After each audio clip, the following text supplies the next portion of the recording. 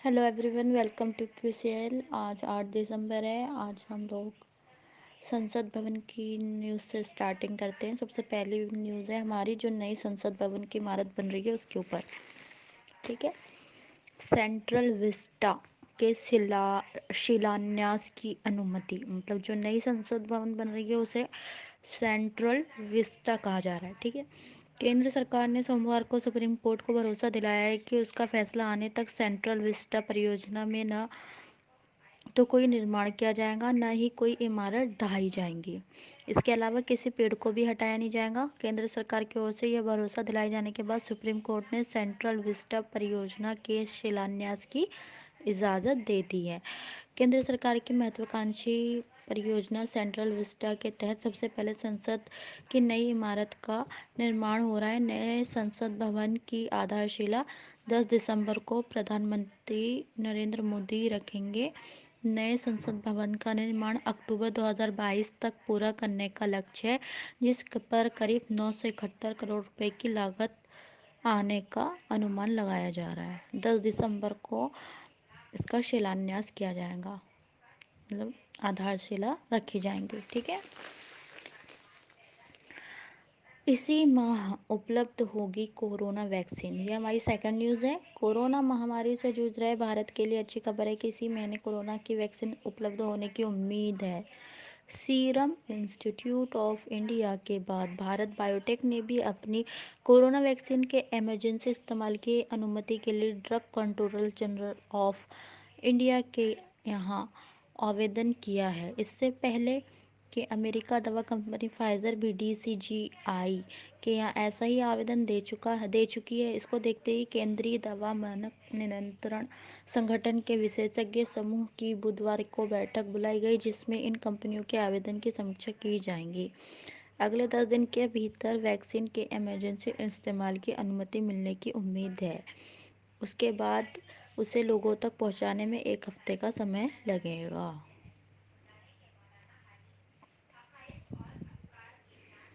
चलिए,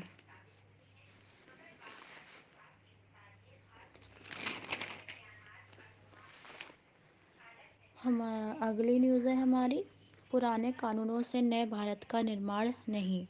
प्रधानमंत्री ने कहा, विकास के लिए सुधार जरूरी, पहले टुकड़ों में होते थे, अब संपूर्णता में हो रहे हैं सुधार। कृषि कानूनों के विरोध में किसान आंदोलित है। केंद्र सरकार से उनकी 5 दौर की वार्ता हो चुकी है। छठे दौर की वार्ता 9 दिसंबर की होनी है। इस बीच केंद्रीय कृषि राज्य मंत्री कैलाश चौधरी सरकार के कृषि कानून वापस नहीं लेने की बात कह चुके हैं। सोमवार को प्रधानमंत्री नरेंद्र मोदी ने भी किसान आंदोलन का नाम लिए बगैर विकास के सुधार जरूरी बताकर सरकार की मंशा स्पष्ट कर दी है। उन्होंने कहा है कि जो कानून पिछली सदी में उपयोगी हुए वह अगली सदी में बोझ बन जाते हैं, इसलिए बदलाव ज़रूरी है। पहले रिफॉर्म टुकड़ों में होते थे, अब संपूर्णता के साथ रिफॉर्म किए जाते हैं।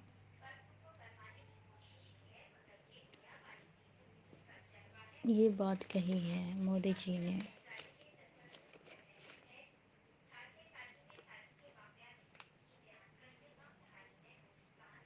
अच्छा, हमारी अगली न्यूज़ है, गाजियाबाद सबसे प्रदूषित। दिल्ली मेरठ एक्सप्रेस वे पर फर्राटा भरने वाले वाहन किसान आंदोलन के चलते जाम में रेंग रहे हैं। घंटों तक जाम में फंसे रहने के दौरान वाहनों से निकलने वाला धुआं गाजियाबाद की हवा को जहरीला कर रहा है। 3 दिन से देश में सबसे प्रदूषित है गाजियाबाद। केंद्रीय प्रदूषण नियंत्रण बोर्ड सीपीसीबी के आंकड़े देखें तो सोमवार को गाजियाबाद का वायु गुणवत्ता सूचकांक एक्यूआई 438 दर्ज किया गया। गाजियाबाद पिछले 3 दिन से देश में सबसे प्रदूषित शहर दर्ज किया जा रहा है।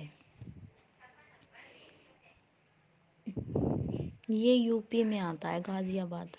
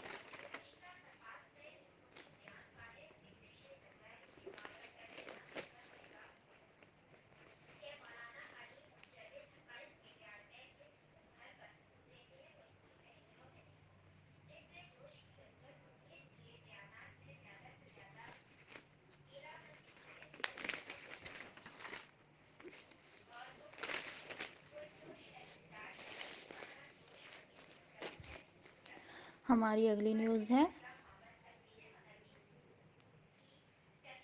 चीन ने अमेरिका से किया सभी स्तरों पर बातचीत शुरू करने का आग्रह। विदेश मंत्री वांग यी बोले, दोनों देशों के कई क्षेत्रों में साझा हित।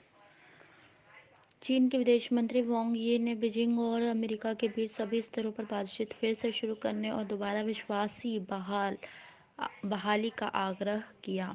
अमेरिका चीन बिजनेस काउंसिल के बोर्ड ऑफ डायरेक्टर्स के प्रतिनिधिमंडल को वीडियो लिंक के माध्यम से संबोधित करते हुए विदेश मंत्री ने यह टिप्पणी की है। बता दें कि नवनिर्वाचित राष्ट्रपति जो बाइडेन के कड़े रुख के बाद चीन की तरफ से आए इस बयान को महत्वपूर्ण माना जा रहा है।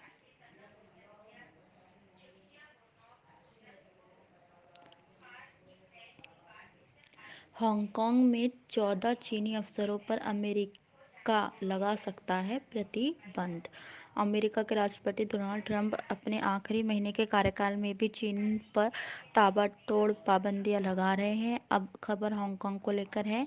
यहाँ 4 सांसदों को निलंबित करने में जिन चीनी अधिकारियों, सांसदों और कम्युनिस्ट पार्टी नेताओं की भूमिका रही है, अमेरिका उन पर पाबंदी लगा सकता है। ऐसे 14 अधिकारी चिन्हित किए गए। अमेरिकी अधिकारी सहित 3 विभिन्न सूत्रों से मिली जानकारी के अनुसार पाबंदी में चीनी कम्युनिस्ट पार्टी के पदाधिकारी और कुछ सांसद भी शामिल हैं। इनमें कुछ हांगकांग और कुछ चीन के हैं। उल्लेखनीय है कि हांगकांग के 4 लोकतंत्र समर्थक सांसदों को चीन के प्रस्ताव पर निलंबित कर दिया गया था, जिसके बाद हांगकांग में सभी विपक्षी सांसदों ने सामूहिक इस्तीफे सौंप दिए थे।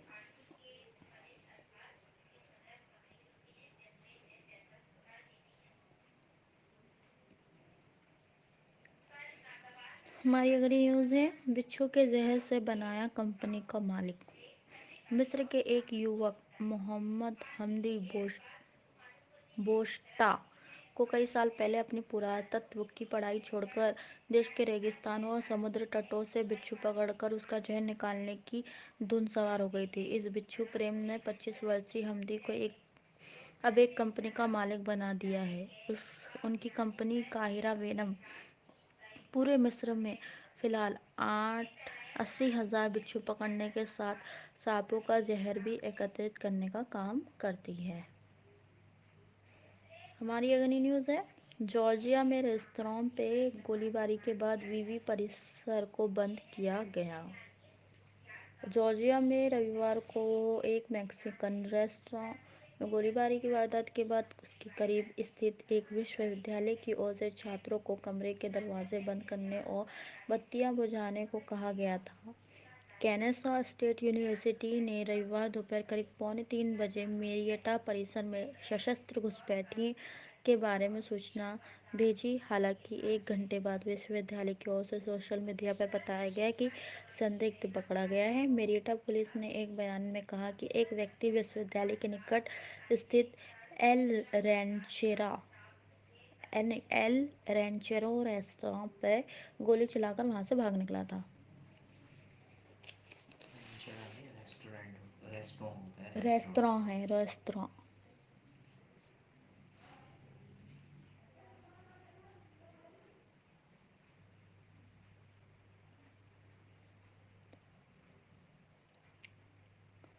भारतीय नौसेना को मिली पहली पनडुब्बी INS कलवरी।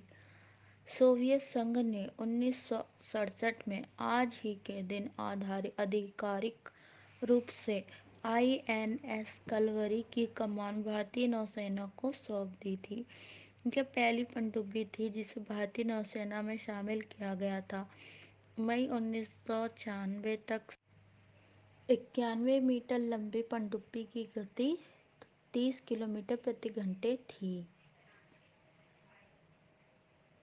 हमारी अगली न्यूज़ है, भारत सहित 8 देशों की सदस्यता वाले सार्क की स्थापना। आज ही के दिन मतलब 8 दिसंबर 1985 में दक्षिण एशिया के 8 देशों भारत, पाकिस्तान, बांग्लादेश, श्रीलंका, नेपाल, मालदीव और भूटान ने दक्षिण एशियाई सहयोग संगठन सार्क SAARC सार्क की स्थापना की। 2007 में अफगानिस्तान 8वां सदस्य बना। तो सार्क की फुल फॉर्म है साउथ, क्या है ये, हाँ, south Asian association for regional corporation. ठीक है।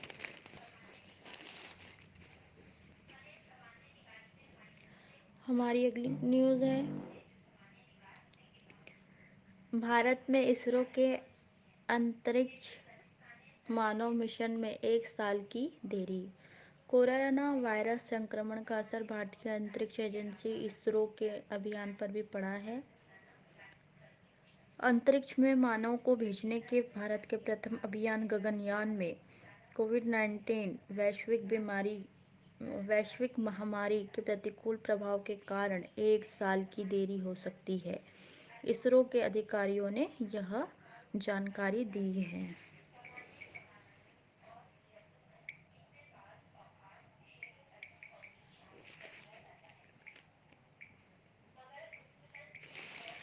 हमारी अगली न्यूज़ है भारतवंशी अनिल सोनी WHO फाउंडेशन के पहले CEO बने।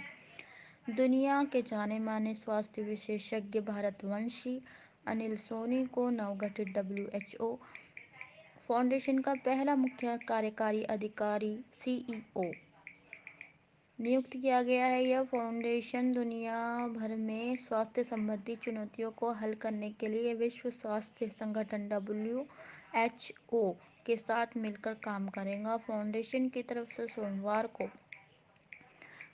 जारी एक बयान में कहा गया कि सोनी अगले साल 1 जनवरी को अपना पदभार संभालेंगे। WHO फाउंडेशन का मुख्यालय जेनेवा में है। जेनेवा, ठीक है।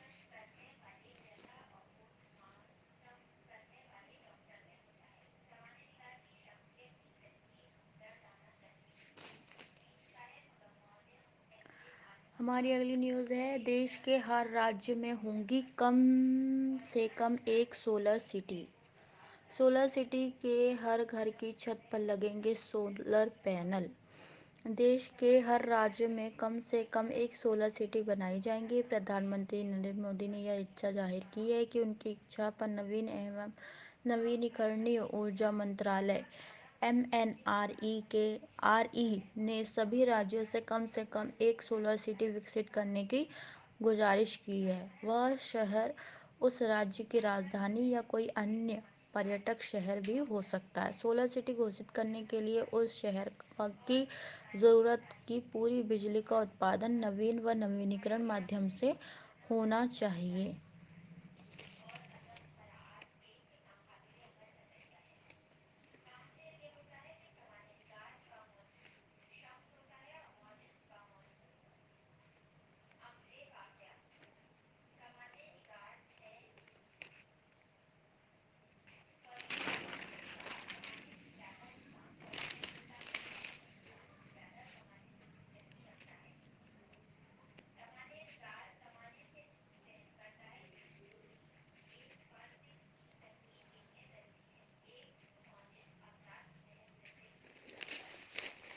हमारी अगली न्यूज़ है डिएगो की याद में संग्रहालय। केरल के एक व्यवसायी ने कहा है कि डिएगो माराडोना की याद में एक विश्व स्तरीय संग्रहालय तैयार किया जाएगा जिसमें अर्जेंटीना के इस दिग्गज फुटबॉलर की सोने की प्रतिमा मुख्य आकर्षण होगी। बॉबी चेम्मानूर इंटरनेशनल ग्रुप के चेयरमैन व प्रबंध निदेशक बॉबी चेम्मानूर ने कहा कि माराडोना की कदकाठी की प्रतिमा द हैंड ऑफ गॉड का प्रतिनिधित्व करेगी।